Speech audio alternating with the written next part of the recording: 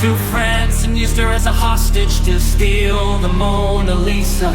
Pardon me. It started an international crime ring with the money he got. And you want to free him? Then he used the profits from his Egyptian crime ring to fund 3 wars.